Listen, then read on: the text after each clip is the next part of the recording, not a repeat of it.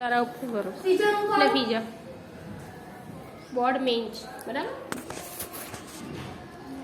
ફરીથી કહું છું પરિમિતિ એટલે ત્રિકોણ હોય તો ત્રિકોણને કેટલી બાજુ હોય ત્રણે ત્રણ બાજુના માપનો સરવાળો કરી દેવાનો એ સિવાય આપણે જે આગળના સેમિસ્ટર હતું એની અંદર ત્રિકોણના પ્રકાર પણ જોયા હતા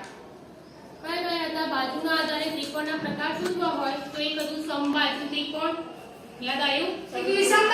વિષમબાજુ બહુ સરસ વેરી ગુડ અને બીજું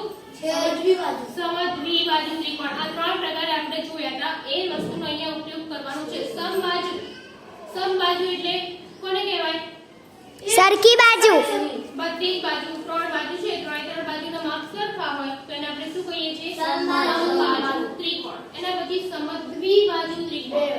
તો એમાં બે બાજુના માપ સરખા હોય તો એને આપણે સમદ્વિબાજુ કહીએ છીએ અને વિષમબાજુ બધા જ માપ જુદા જુદા હોય તો એને આપણે શું કહીએ છીએ વિષમબાજુ કહીએ છીએ અહીંયા આપણે એનો ઉપયોગ કરવાનો છે જો નંબર A માં આપેલું છે 3 સેમી 4 સેમી અને 5 સેમી લંબાઈની બાજુવાળો ત્રિકોણ અને એની આપણે પરિમિતિ શોધવાની છે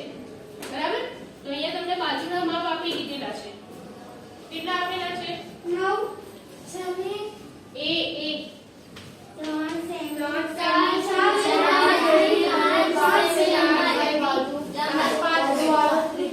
ત્રિકોણ તો આપણે લખવાનું ત્રિકોણની પરિમિતિ બરાબર આ રીતના બધાનું સૂત્ર લખી પછી દાખલો કરવાનો અહીંયા લંબચોરસ હતું તો લંબચોરસની પરિમિતિ બરાબર આપણે લખીશું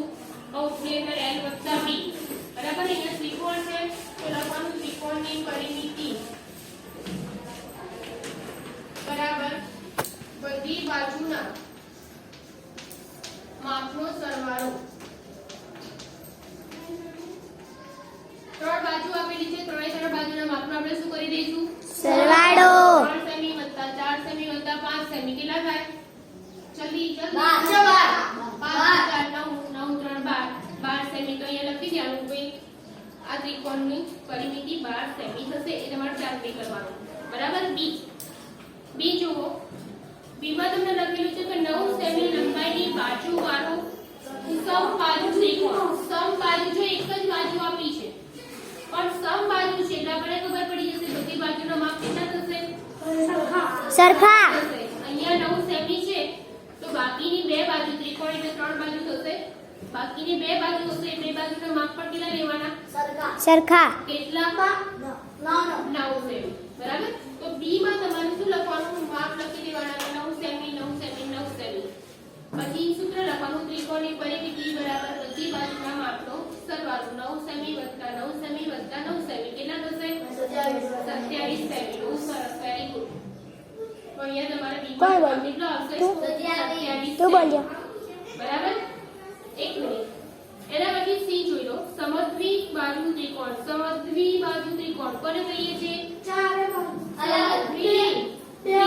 બે બાજુના માપ સરખા હોય તો એને આપણે સમદ્વિબાજુ ત્રિકોણ કહીએ છીએ એમાં બે બાજુના માપ આપેલા છે જેની સમાન બાજુ છે એની લંબાઈ તમને આપેલી છે 8 એટલે એક 8 અને બીજી પણ 8 સમદ્વિબાજુ ત્રિકોણ છે એટલે અને ત્રીજી બાજુની લંબાઈ તમને આપેલી છે કેટલી છે 6 બરાબર લંબાઈ ત્રણે ત્રણ બાજુના માપ આવી ગયા હવે તમારે લખવાનું કે ત્રિકોણની પરિમિતિ બરાબર બધી બાજુના માપનો સરવાળો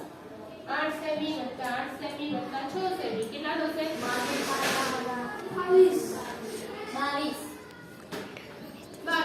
કેટલા થશે 22 સેમી તો આટલે સુધી તમારે દાખલા અત્યારે ફટાફટ રકમ સાથે કરવાના છે લખી નાખો દાખલા નંબર 6 સુધી લખી નાખો એક મિનિટ દાખલા નંબર 7 પણ જોઈ લઈએ એવું જ છે દાખલા નંબર 7 જેની બાજુઓના માપ કેટલા આપ્યા છે જોજો 10 સેમી 15 સેમી હોય